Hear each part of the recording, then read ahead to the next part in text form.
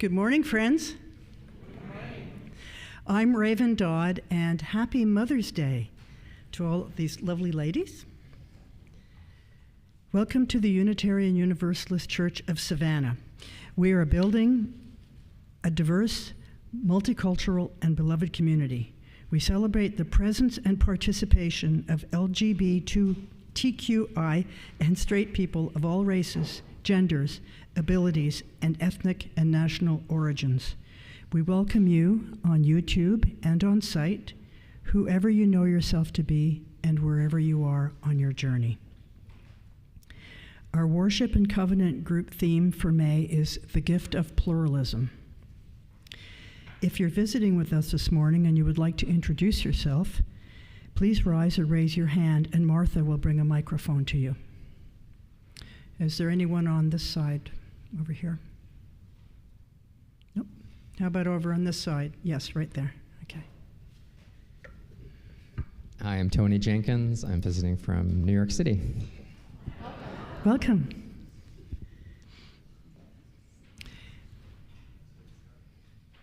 It's good to have you all with us.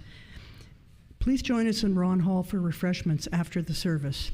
You'll find Ron Hall by going out this door, through the courtyard, and into the building behind, or you can go out the front door, go around the corner, or ask the ushers.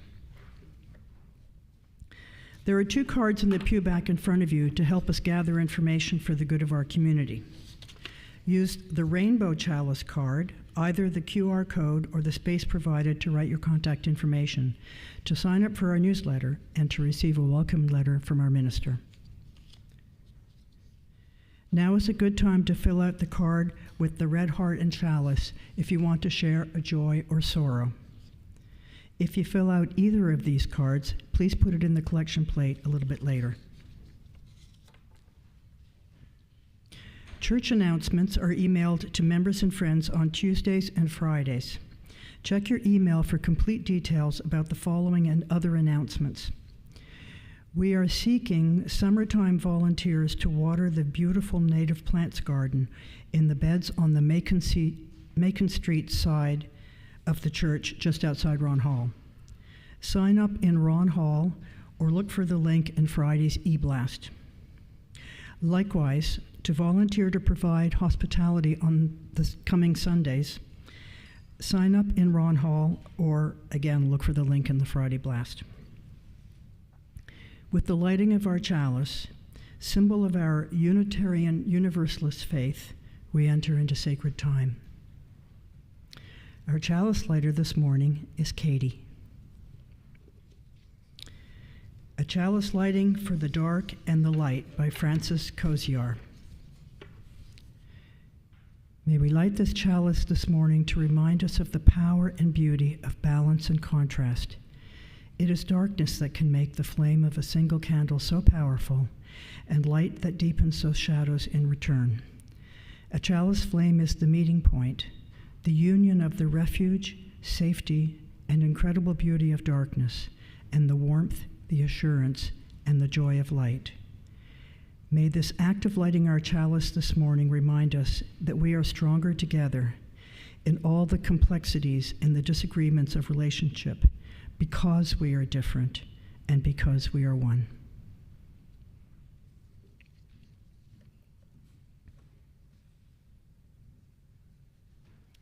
So I was thinking about this morning, and this is what came to me. They came from the mountains. They came from the sea. They came from the desert. And they came from the valleys. They came from the ice. Once they were one. They came with different languages and were various colors, shapes, and sizes. They sang different songs and ate different foods. They were our ancestors, and once we were one. At times, this awareness can be painful. We may not like what we see. So many have forgotten we were once one. As each person lets go of fear and suspicion, we become one once again. Come, let us worship. Please rise for the hymn number 1010 in the teal hymnal, We Give Thanks.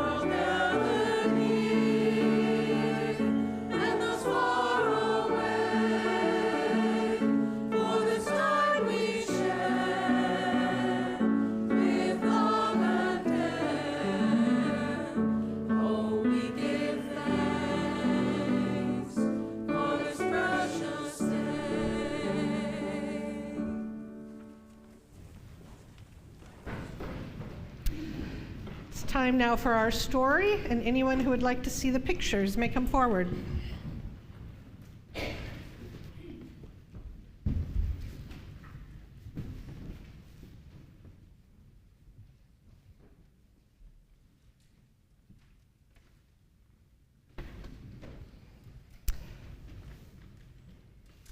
Our story this morning is called Remember.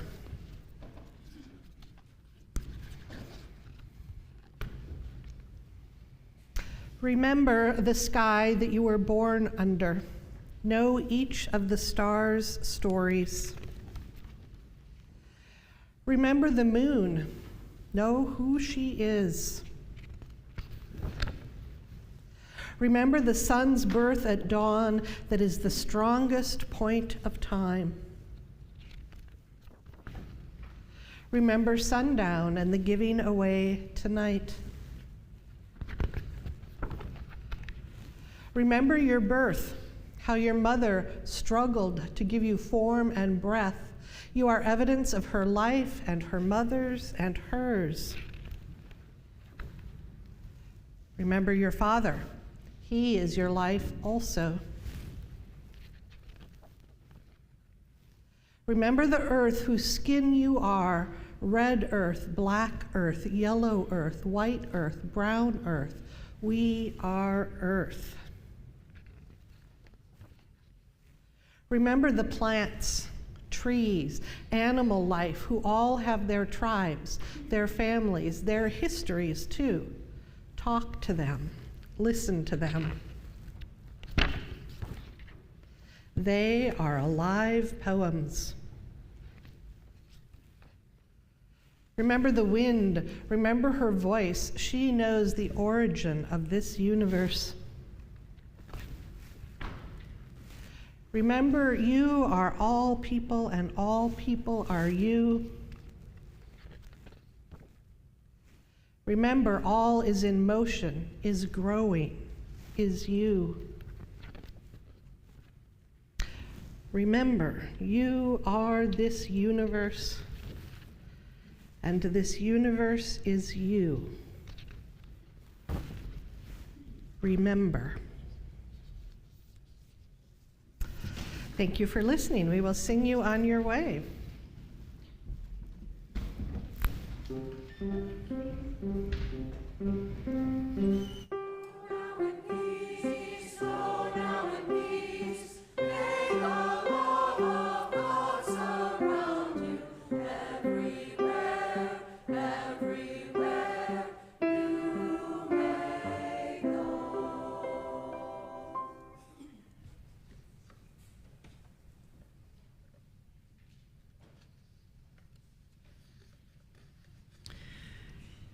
A Greater Good for Ourselves and Our World by Kayla Parker. We know that our financial contributions to this congregation come from sacrifice and hard work. We are so grateful for this and commit together to ensure the funds we gather collectively do a greater good for ourselves and our world than they could have done alone. May there be an offering to sustain and grow the life and mission of this congregation. May we give in love and in hope. To donate via debit or credit card, please use the QR code on the back of the order of service or go to uusavannah.org and click the donate button. Mail checks are also welcome. Thank you for your generosity.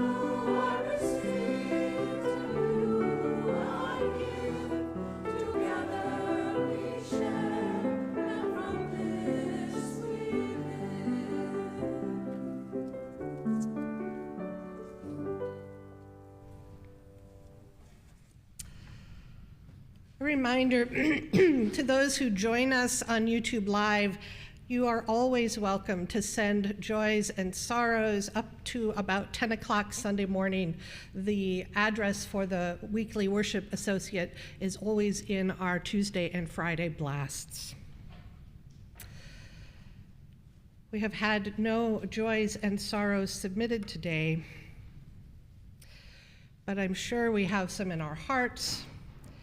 In addition to those, this morning, we hold tenderly the sorrows of all those around the world living in conditions of war, armed conflict, threats of violence of any kind. The sorrows of those living under oppressive regimes, including some in our own country. And the sorrows of those for whom this second Sunday in May is not an occasion for celebration.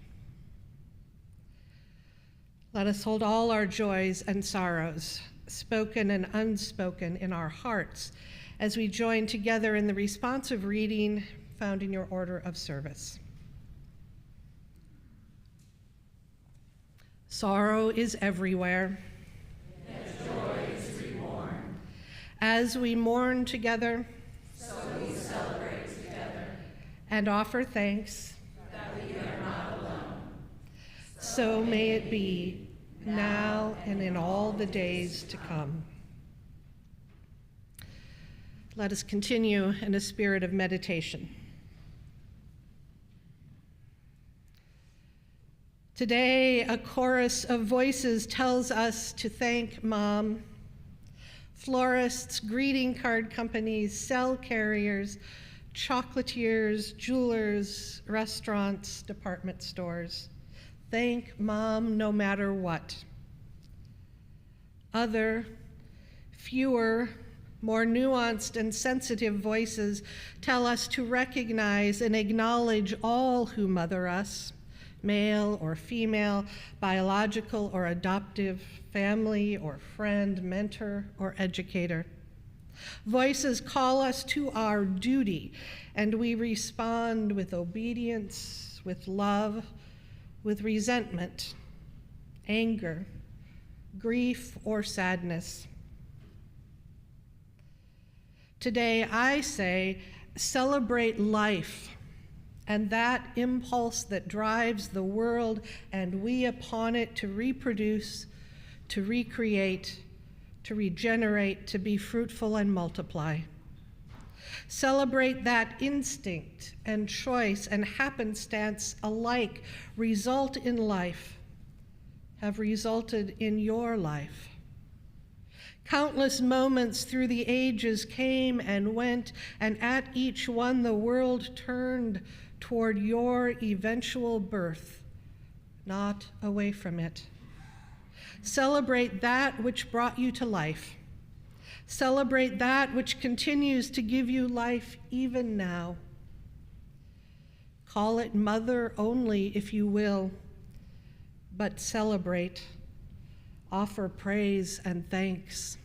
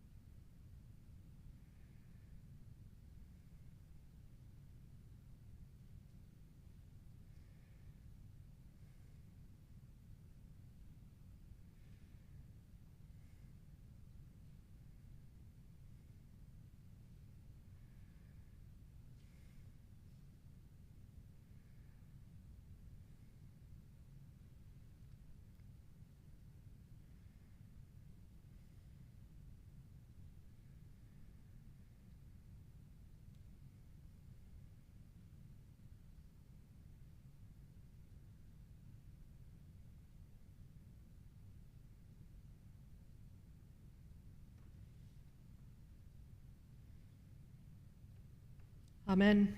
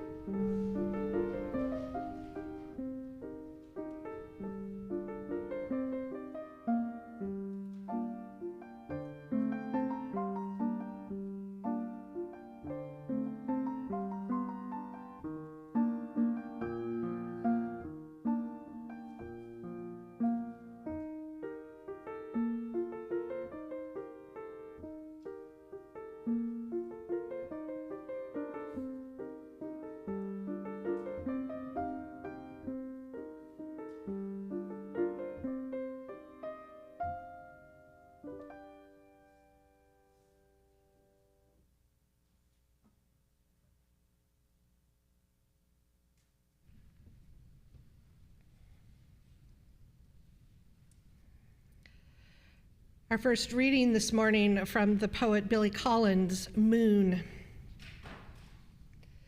The moon is full tonight, an illustration for sheet music, an image in Matthew Arnold, glimmering on the English Channel, or a ghost over a smoldering battlefield in one of the history plays.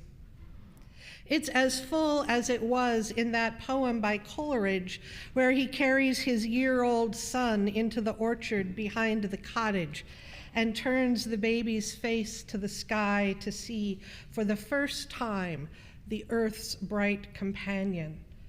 Something amazing to make his crying seem small. And if you wanted to follow this example, tonight would be the night to carry some tiny creature outside and introduce him to the moon. And if your house has no child, you can always gather into your arms the sleeping infant of yourself, as I have done tonight, and carry him outdoors, all limp in his tattered blanket, making sure to steady his lolling head with the palm of your hand.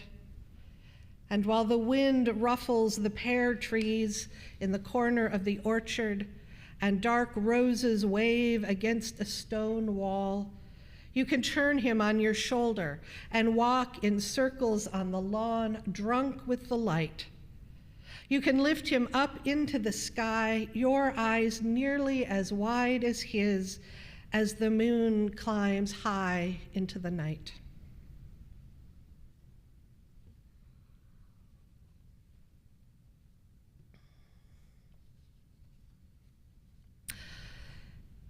Second reading this morning is from Tina Fey, her prayer for my daughter. The first line sounds really dated at the now. It's some 10 or 15 years after she wrote it, but the entire piece is worth hearing. Prayer for my daughter. First, Lord, no tattoos. May neither Chinese symbol for truth nor Winnie the Pooh holding the FSU logo stain her tender haunches. May she be beautiful but not damaged, for it's the damage that draws the creepy soccer coach's eye, not the beauty. When crystal meth is offered, may she remember the parents who cut her grapes in half and stick with beer.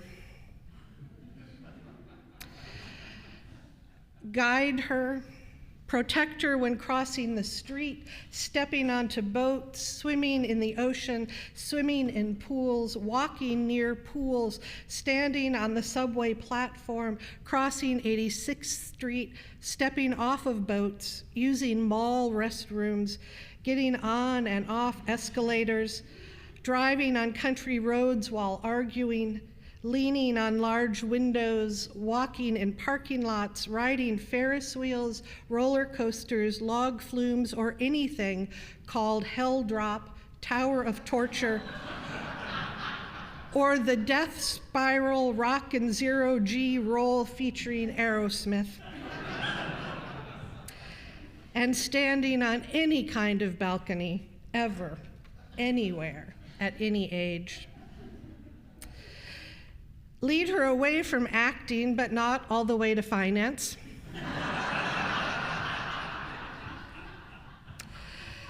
Somewhere she can make her own hours, but still feel intellectually fulfilled and get out sometimes and not have to wear high heels.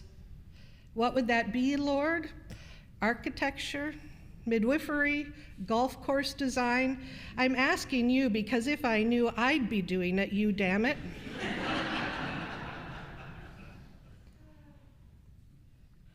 May she play the drums to the fiery rhythm of her own heart, with the sinewy strength of her own arms, so that she need not lie with drummers. Grant her a rough patch from 12 to 17. Let her draw horses and be interested in Barbies for much too long, for childhood is short.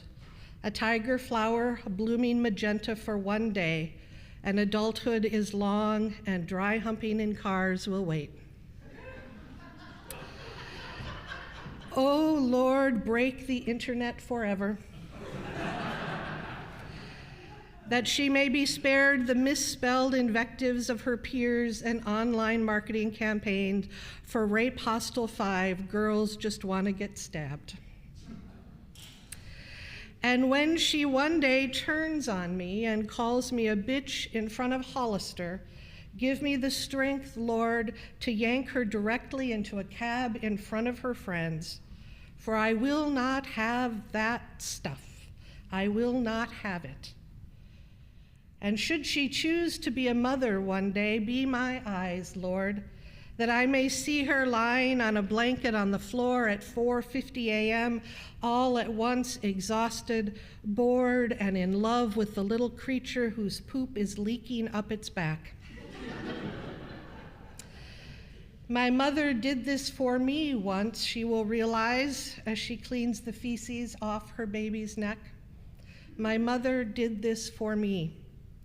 And the delayed gratitude will wash over her as it does each generation, and she will make a mental note to call me, and she will forget. But I'll know, because I peeped it with your God eyes. Amen.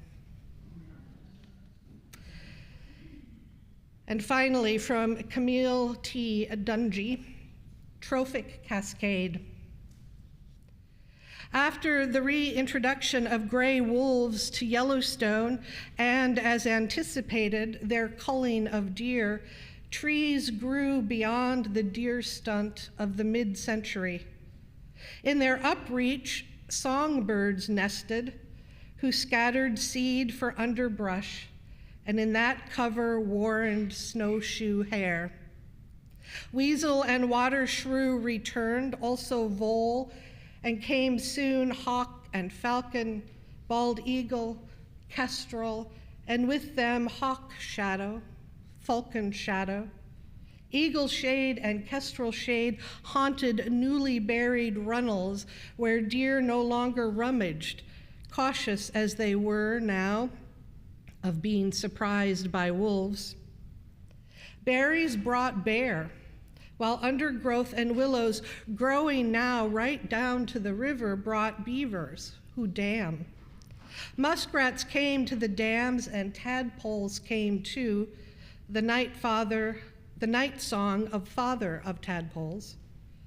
With water striders, the dark gray American dipper bobbed in fresh pools of the river, and fish stayed, and bear who fished also culled deer fawns, and to their kill scraps came vultures and coyote, long gone in the region until now, and their scattered seed, and more trees, brush and berries grew up along the river that had run straight and so flooded, but thus dammed, compelled to meander, is less prone to overrun.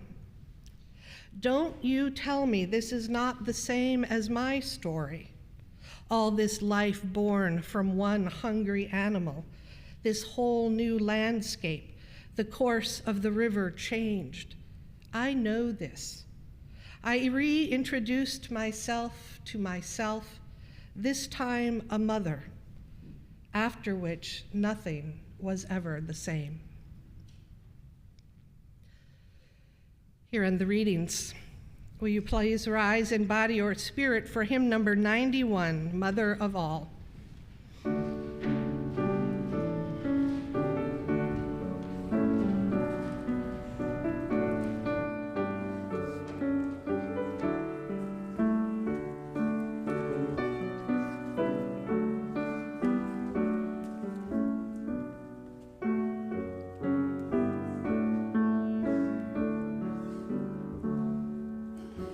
Mother of all in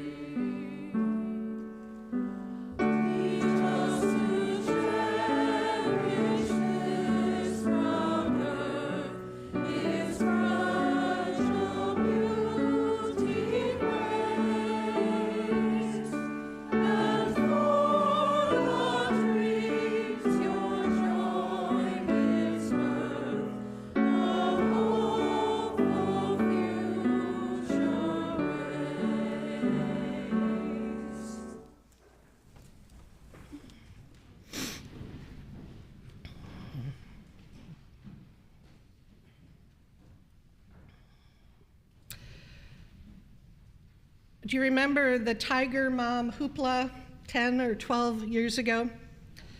A Yale law professor, Amy Chua, published a book titled Battle Hymn of the Tiger Mom, contrasting Western parenting styles and Chinese parenting styles, and the public response all but broke the internet. I didn't read the book or watch the interviews and only skimmed the myriad articles, but casually followed the outcry with amused interest.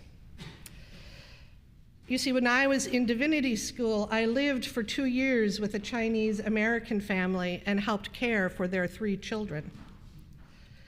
Almost 40 years ago now, the family was featured in a national news magazine story on Chinese American parenting. The mother, Elaine, was quoted as saying, "To have a Chinese mother is to have a Jewish mother," indicating the similarity of parenting across cultural lines. It's a point that Amy Chua also made in Battle Hymn of the Tiger Mom, insisting that Chinese mothers don't have to be Chinese mothers. A photograph accompanying the article about the family I lived with, showing 3-year-old Andy and 2-year-old Margaret poring over a large book, provides lasting source of private amusement to the family, because what you can't see in the published photograph is that the book was upside down. Fast forward 7 or 8 years from the publication of the article, and Elaine would tell me that if Andy told her, "Lisa said I could do it," she knew it was okay to give her permission for whatever it was, because I was much stricter with him than she was. Fast forward another few decades and a few detours along the way, and Andy has a degree, or maybe it's 2, from UMass. Margaret holds one from Stanford, and baby sister Irene from Cornell. The 3 went into business together and then went their separate ways.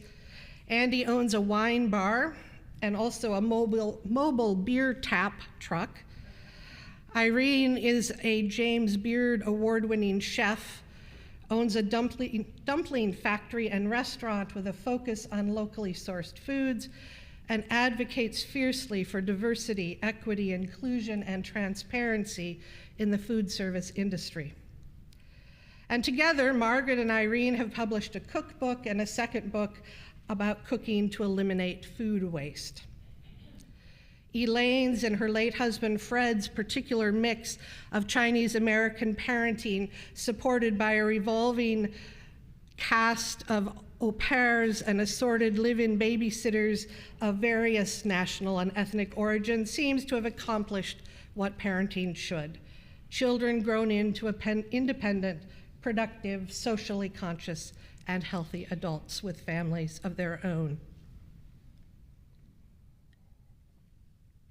I will not have that stuff. I will not have it. Whether we are conscious of it or not, child psychologists and other experts in the field of child development tell us, whether we are conscious of it or not, this is the attitude we all want from our parents and others who parent us. As infants and toddlers, young children and teenagers, we crave clear and unmistakable limits consistently enforced by older, wiser, more experienced, even sometimes bigger figures of trust. The experts tell us that limits make us feel secure. I think they also make us feel protected and teach us about accepting guidance and even seeking it out.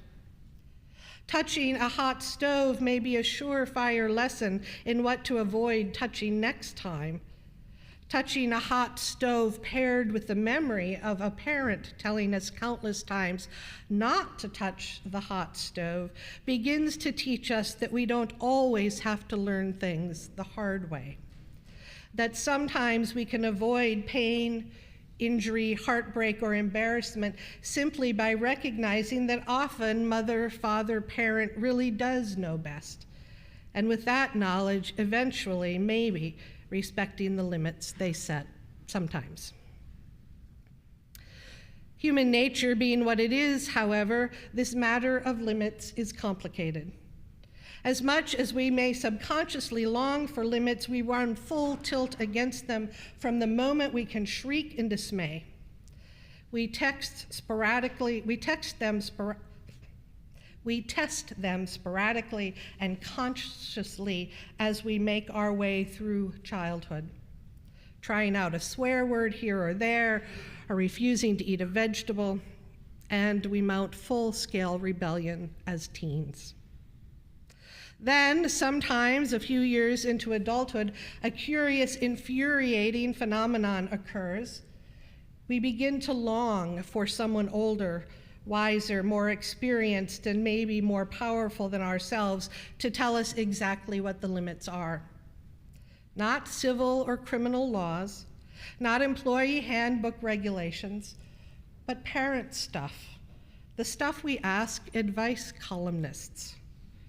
Has my own child's attitude crossed the line from kids will be kids to harmful disrespect? How many times should I allow that person to betray me, belittle me, let me down before ending a lifelong friendship?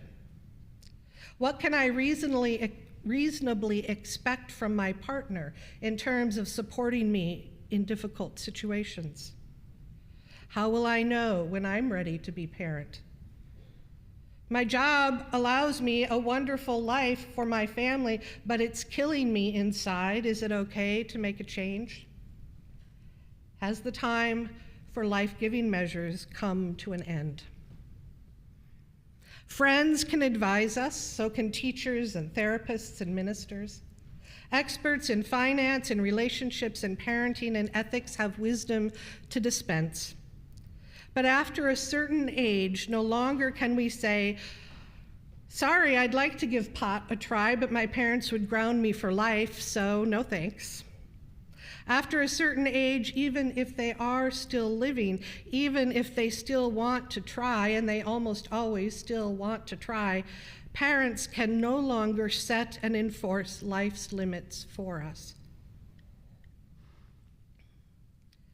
Most of us accept this passage with a mixture of gratitude and regret, heady with the freedom of making it on our own and frightened to death of the lonely responsibility of doing just that. I wonder, though, if, as Billy Collins suggests in his poem, we can't become both parent and child. Can we mother ourselves, father ourselves, parent ourselves? Can the parent within us say to the child within us, I will not have that. I will not have it. Most of us are pretty good at looking out for those we love. We remind them to go to bed when they're feeling poorly. We get indignant when they are slighted. We encourage them to take a shot at promotions or follow their conscience and leave a position with an unethical company. We stage interventions when needed and throw celebrations when called for. Some of us, perhaps not all, but certainly many of us aren't nearly as good as looking out for ourselves. So here's the question this Mother's Day. Aren't you, aren't I, aren't any of us worthy of the same care we offer our loved ones? Shouldn't we be loving enough to say to ourselves when necessary, hey, wait a minute, I won't have that foolishness, that disrespect, that cruelty toward me. I will not have it. It's tough, of course. This is real life, not television, where an angel or a devil, or in this case, a parent and a child, pop out and sit on our shoulders, one to tempt us and one to caution us. If we want the parent within to appear, we've got to really summon them. We've got to give them permission to speak their mind, and we have to listen to what they have to say. Mother's Day can be a landmine holiday because, let's face it, not all mother-child relationships are the stuff of Hallmark commercials, And that's just the tip of the iceberg, to mix my metaphors, of all the possible problems with the too all-encompassing, too enthusiastic, too indiscriminate celebration of mothers. We'll tackle childlessness by choice, adoption, stepmoms, fertility issues, gay parenting, non-binary parenting, children with multiple mothers, and all other sorts of landmines, other years. In the meantime, there is this. You can be, for yourself, just the kind of mother, the kind of parent you long for. Be a Chinese American parent, or a tiger mom, or a Jewish mother, or a helicopter parent. Be a hip parent who offers lots of leeway along with a few clear rules and a handful of funky ideas. Call in the help of nannies and mannies and aunties and au pairs, but retain your rightful authority as parent to yourself and listen to your own heart's parental wisdom. You know your child, the child within you, the best. You make the calls. Back in college, I stumbled into a job that had a profound impact on my life. My biology lab partner, who was a psych major, called me a few days into summer break to tell me the place she was interning had a few openings and I should apply. That's how I came to spend 2 summers with the Program for Exceptional Children with Communication and Interaction Disorders, part of Minneapolis Children's Hospital. It provided half-day programming for preschoolers on the autism spectrum, though back in the mid-1980s, in that setting at least, we didn't use that phrase. Instead, exceptional children with communication and interaction disorders. Most of the children were assigned a one-on-one tutor. A few had 1 tutor to 2 children, and the children in the concurrent sibling program had a slightly higher ratio of children to adults. The tutors were an assortment of psych majors, education majors, special ed majors, students of child development, speech therapy, and other related fields, and 1 odd person out with an English religion double major. Our work was closely supervised by a large staff of professionals in those fields. We had weekly in-service training on a variety of topics, and the daily journals we were required to keep were read by one of the professionals who would provide written feedback, support, and critique.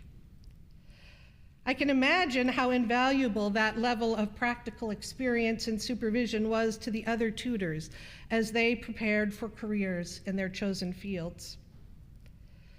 As for me, I never intended to be a teacher or a therapist of any kind. Even then, I knew I was destined for a Unitarian Universalist pulpit.